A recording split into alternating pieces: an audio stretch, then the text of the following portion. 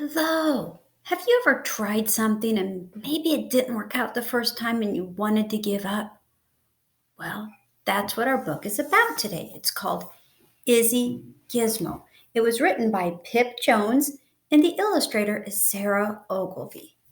The publisher is Peachtree. Izzy Gizmo.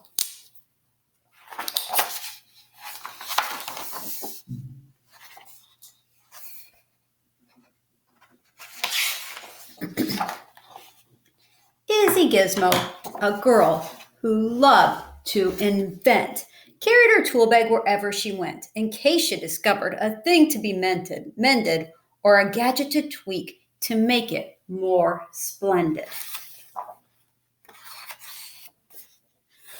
But the trouble with things that have dials and switches is they don't always work.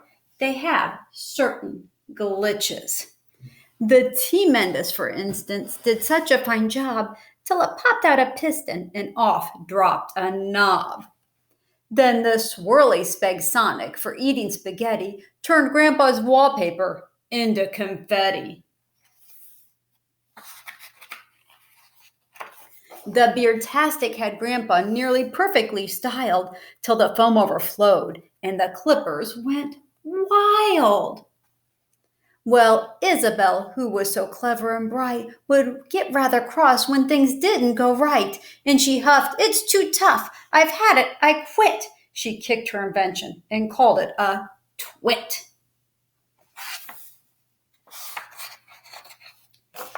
Isabel fumed. Grandpa smiled and chuckled. "You can't just quit 'cause that thingabobby buckled. Now trust me, young lady, sometimes you need to try again and again if you want to succeed." Perhaps Grandpa was right, but still Isabel sighed. She picked up her tool bag and wandered outside.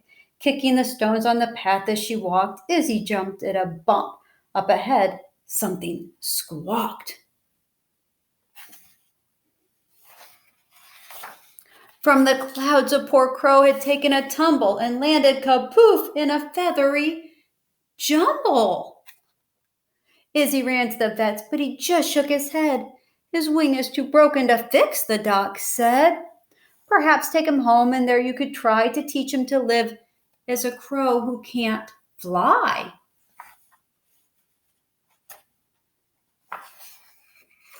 Day after day, Izzy thought she had found something fun for a crow to do on the ground, like digging for worms and racing fat slugs, hopscotch and hoopla, and searching for bugs. But the heartbroken crow simply gazed at the sky as the other birds sang and flew happily by.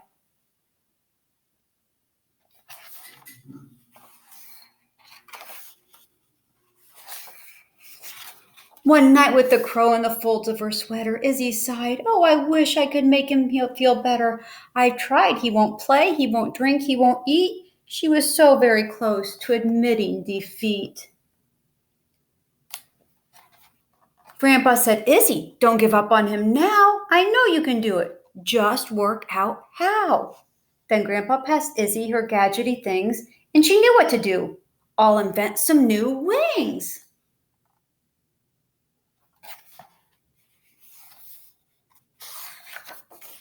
Izzy piled up her books and she started to read. Then she made a long list of the things she would need.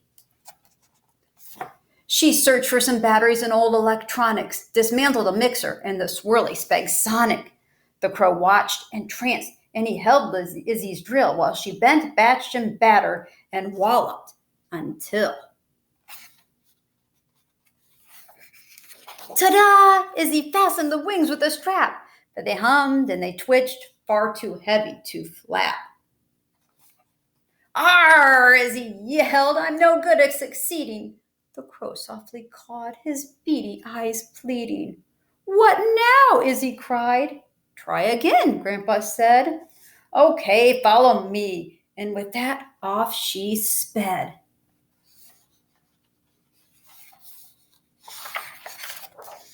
Izzy dove in a pond where she borrowed a pump. Then she took from an engine 2 sprockets, a sump.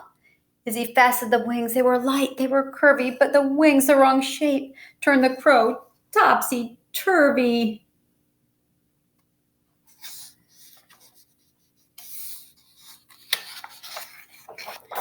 I give up, Izzy yelled with a furious frown. The crow sadly cawed as he hung upside down.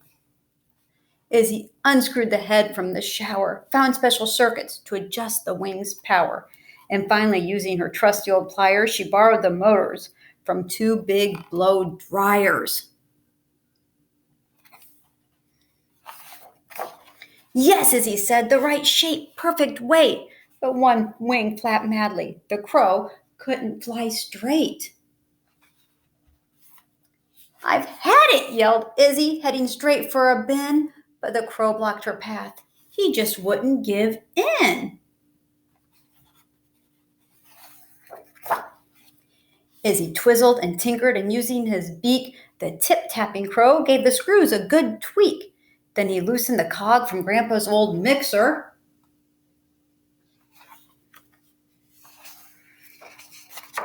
You can fly, Izzy cried. Oh, your name should be Fixer.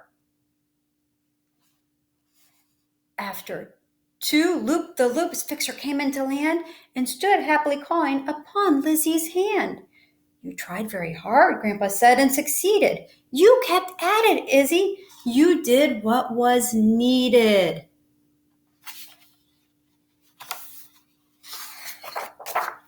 But don't pack your tools up. Your day's not quite ended. A few things around here now need to be mended.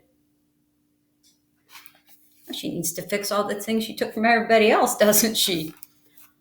I hope you enjoyed Izzy Gizmo, and remember, don't give up. Keep trying just like Izzy did.